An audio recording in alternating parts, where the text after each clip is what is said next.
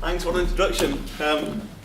We have worked hard and we do continue to work hard, and I'm really lucky to be supported by a wonderful group of teachers and students who help me to do my job. So, welcome, thanks for coming to listen to us. And I'm going to talk to you about what we think teaching and learning looks like, certainly within the PE department.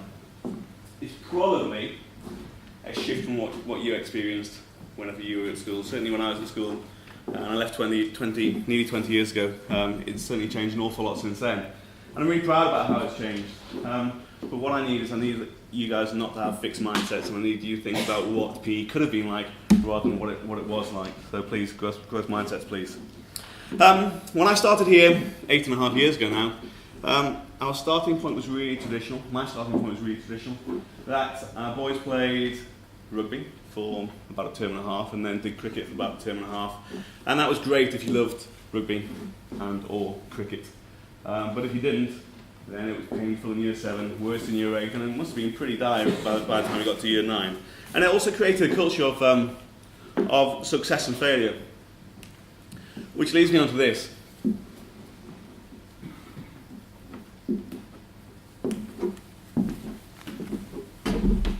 This quote actually quite upsets me, because if our students feel or felt like that, then we've actually failed them.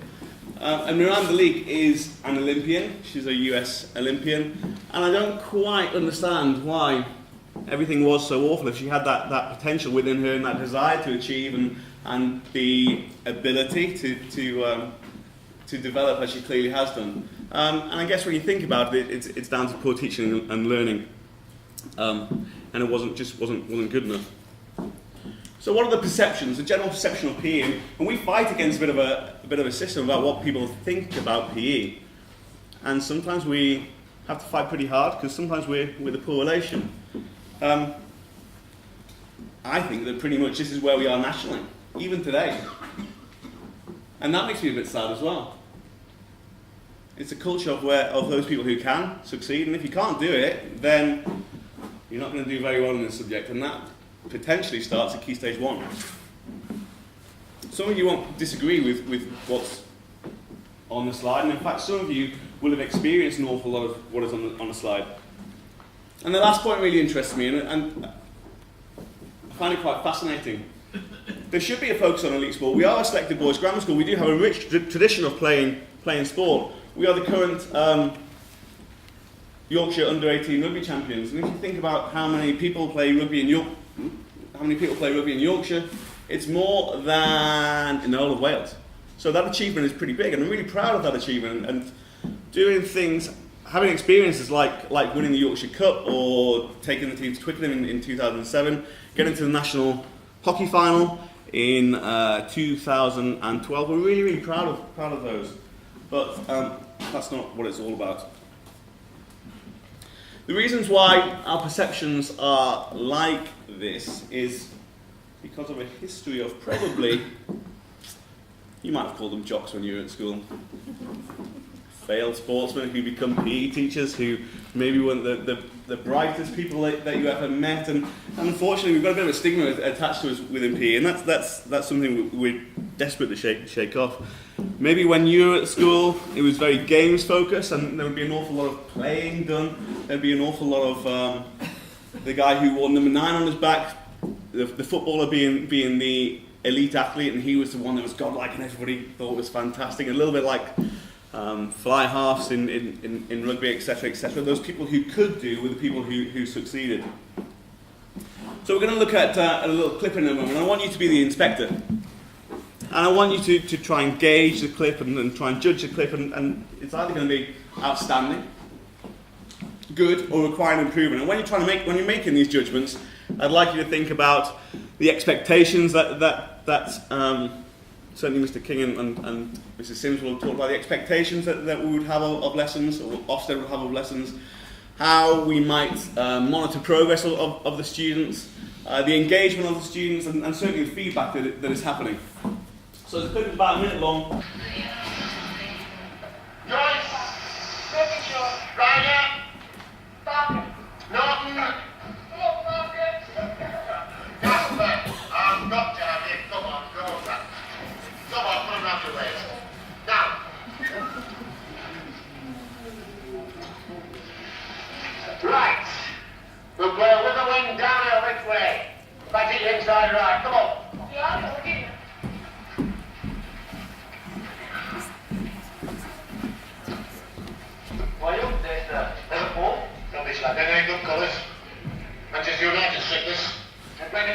really striking.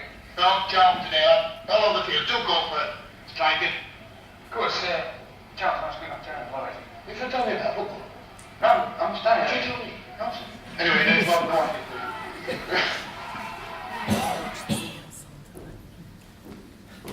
Okay, I dare say you might recognise some of that, which freaks me out a little bit, but I just want you to think, and the answer's clear, this is not rocket science. Could the boys make progress on the lesson? Well, of course they couldn't. They couldn't because the lesson was really focused on the game, the lesson was focused on the teacher being the most important person there. The lesson was not focused at all on those people who needed to be included, who probably wanted to be included, who felt completely excluded. And of course the lesson was requiring improvement.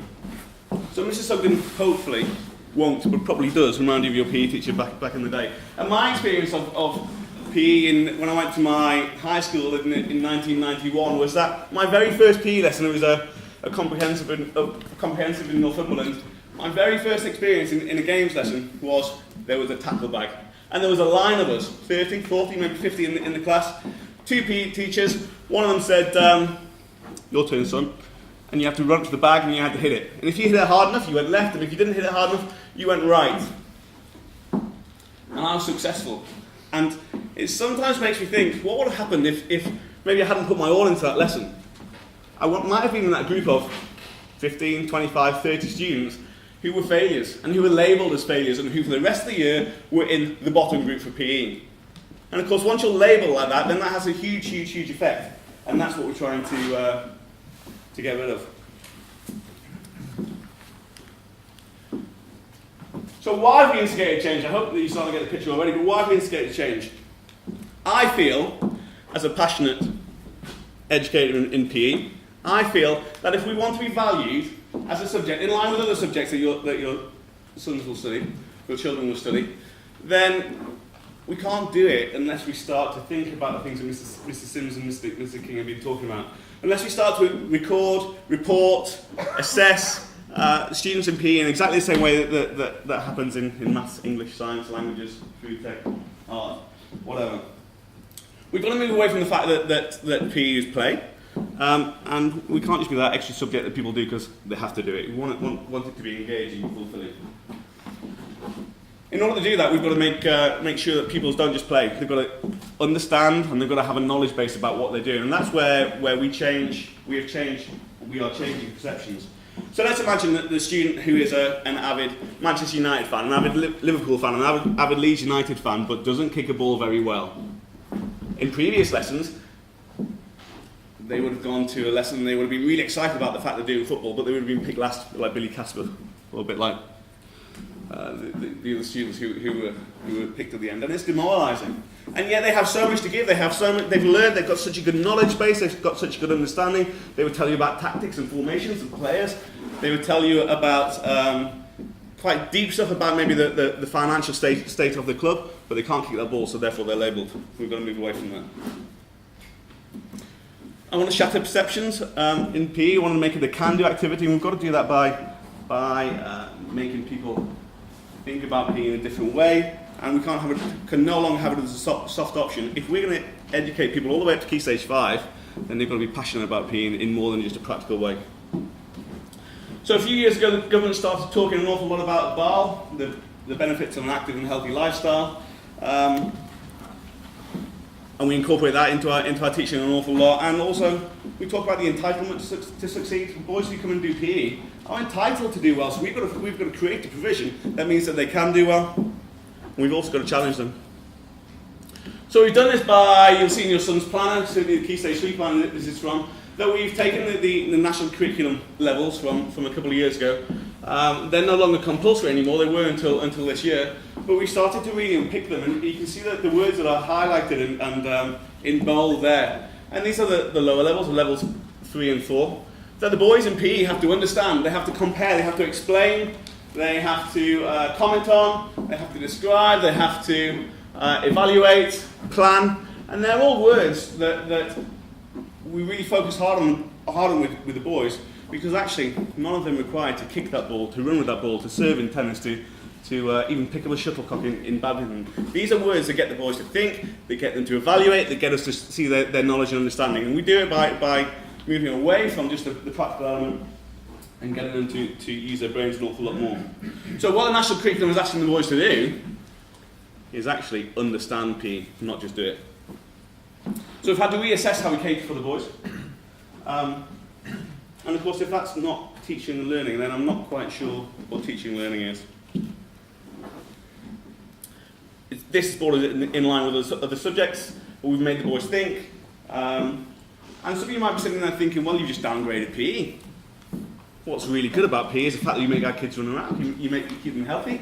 You're the guy that's responsible for making sure that they have lifelong learning and they have something they can take away from this school and they stay fit for the rest of their life. You prevent heart disease, etc., etc., etc. Well, of course we do. But we do by motivating them in a different way. And it's certainly not downgrading. As I've already said, I personally love elite sport. I get a thrill from that as well. So how do we know that we're getting it right? Mr. King talked to you about outstanding practice, and some of these words cropped up a little bit. We challenge the students, we challenge them in a different way. So instead of just doing badminton, there might be a badminton module. We might focus on leadership in badminton. We might get the students to lead different sections of the lesson. So very similar to writing your own questions, we might have to write what the warm-up looks like. We might have to design the drills. We might have to plan the tournament. We might do something called sport education, where people actually get a specific role and they've got to work out how they combine their roles so that a tournament works really, really well. That gives them a depth of understanding, and it becomes quite multifaceted in what we're doing. The leadership element moves across away from PE and helps them globally around the school. The depth of questioning is higher order. So there is not just simply, we don't simply say to the boys, do you know what you're doing today? You're going to do badminton, pick up that shuttlecock, go and play. It's so much deeper than that. It's how are we going to do it? It's when are we going to do it? It's at what point will you bring this in? And the boys, and hopefully you'll agree, they'll go to very few, if any, lessons where there's not an iPad in a teacher's hand or in a student's hand. And so everything is being filmed and being analysed. We'll talk about that in just a moment. The feedback's formative. And of course, formative feedback when you're out in the field is really, really easy to give. Really easy to give. You know, that pass there was absolutely outstanding. What you did was you unpicked that defence, and that meant that the centre forward could break through and he scored. The reason it was so good was because of the flight of it, etc., etc., etc. But it's a little bit harder to understand, and especially in PE where we're often doing and not writing.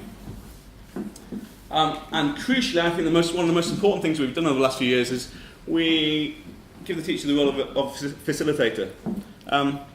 And so the teacher will present reciprocal teaching cards, or the students will design reciprocal teaching cards, and on that card is key instructions of what's going to happen in that lesson. So the boys are having to read, they're having to interpret, they're having to understand before they even do. We teach a lot of games for understanding, so if we are playing games, rather than saying, we are going to do a drill, and it's a passing drill, stand 10 metres apart, and pass the ball to one another using your strong foot. No, we use teaching games for understanding, so we get into the game, and then we unpick that game, so we see what that game looks like. We also, and this goes down, with those Brian Glovers and Mr. Sugdens on the film before this goes down really, really, really poorly, we set homework. And so here's an example of, because that means PE teachers have to mark, and some people didn't come into the job for that, I think. We set homework, and this is an example of a health-related fitness homework. So a student is looking at their chosen sport when they're studying health-related fitness, and they're designing a newspaper article to discuss, a magazine article to discuss how a footballer stays fit. That way, we can then get to see how that boy who absolutely loves football, is passionate about football, really wants to succeed in football, but doesn't kick that ball as well as he'd like to. We can show his knowledge and understanding. We can see exactly what he's been learning. Another example is what happens when the team loses possession of the ball. That's really hard to show verbally. It's really hard to quantify. It's really hard for us to give levels and to assess people if we're just watching on the field. Because what happens if I miss it? And I spoke to a colleague last year who said, tell me how you assess. And he was using football as his example. He said, do you have an assessment lesson at the end of each half term where you go out and you watch them and you try and get a level? And he said, and let's say, for example, a kid scores an overhead kick from 20 yards out. Is he your top performer? And do you work down from there? And that's probably when I pulled all my hair out and thought, no, it's much more than that. It's much, much more than that. And it's through showing knowledge and understanding of what's been learned here. It's through understanding why and how we do warm-ups. It's through setting things that might look a little bit like a test. So when students are doing, this is health-related fitness, to show what we understand. And it's giving the opportunity to the students, the opportunity to shine. They still get that opportunity practically, but they get the opportunity to shine elsewhere as well. More exam question. I shouldn't call them that, it makes it sound good. Our pupils are really engaged by different forms of media. You'll know that from having teenage sons. And so we use iPads, we use a lot of apps on the iPad like Bracket Maker, where students can design their own tournament, like UberSense is a piece of analysis software where instantly you can feed back to somebody about this is what you did really well. And of course the level of discussion there is really higher order. So we're talking about discussion of the angle of Jonah's knee or the shape of Jonah's body up there. And we're talking about ways in which we can improve that. And the dialogue that is there in PE nowadays is something that certainly didn't exist in my day at school, and is really, really, really high order, and teasing out all those things that Mr. King was talking about before. We use something called Sprint Timer, which means that at sports day we can film everybody on an app, and we can have those non-doers, those injured people, fully engaged in a PE lesson, whereas back in my day, if you broke your leg, you had to sit down for a couple of hours a week, and it was boring. And of course that works on our knowledge and understanding again. But performance still matters. I've reiterated that a couple of times. It really does still matter. There's no dumbing down the PE here. In fact, it's quite the opposite. I think we're really, really building it up. We are really proud of our tradition, and we want to keep on doing that. And the first 15 in cricket, the first 11 in rugby, the cross-country side squad who do really well, the football side who do really well. We want students to aspire to be there as well, and hopefully we're giving more people the opportunity to aspire, because success isn't just about us players, it's about the people who report on it, it's about the people who are going to referee the games, and we're trying to cast our net much wider. BAL, as I mentioned, boys have got a much greater understanding of BAL now, and they understand that recreational sport and lower level competition is just as important with regard to your health, just as important as competing at a high level week in, week out. I read recently in the news that people are finding it hard to hit the 2-hour guideline, 2-hour exercise guideline per week. And of course, there's nothing surprising there if people are disengaged by our subject. Oops, sorry. Pupils have greater ownership of what they do. In Key Stage 3, pupils can choose what they do. 4 and 5 is exactly the same.